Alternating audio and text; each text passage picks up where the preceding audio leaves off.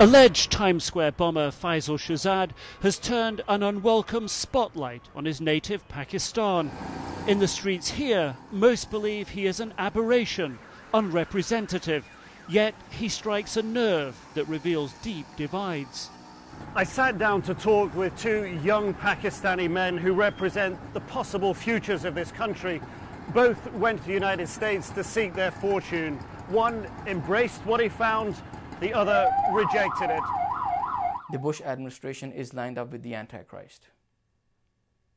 Ahmed Qayyum went to the US in pursuit of his dream to become an actor. He arrived a moderate and left anything but. This incident of Faisal Shahzad, I don't really believe that he did it. It is a plot against him.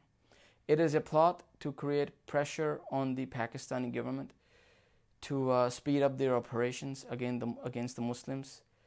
I cringed to hear what had happened, and I was relieved that only smoke came out of this van, and I was relieved that he was so inept.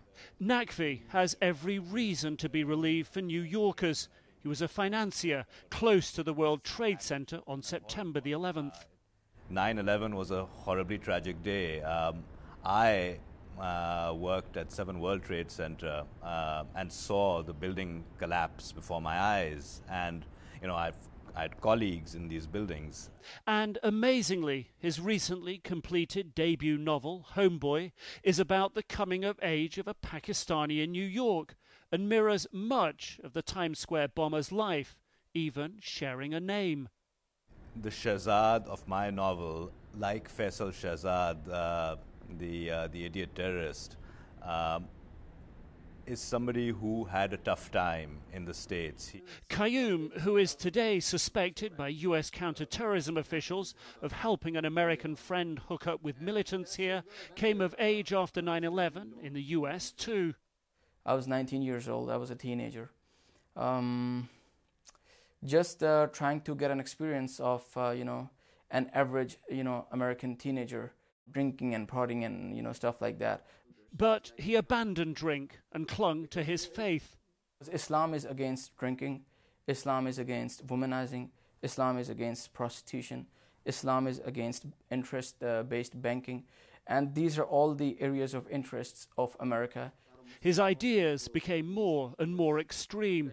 The US is against Islam, was responsible for 9/11, and even has sympathy with the motives of the alleged Fort Hood shooter.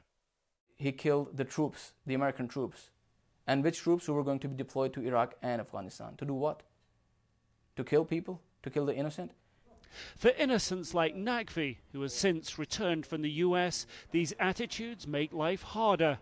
You have to explain yourself more. And so you can be a law-abiding, tax-paying, green card-holding American Pakistani, and on a day-to-day basis, you have to explain to your co-workers this retrograde wave of militancy.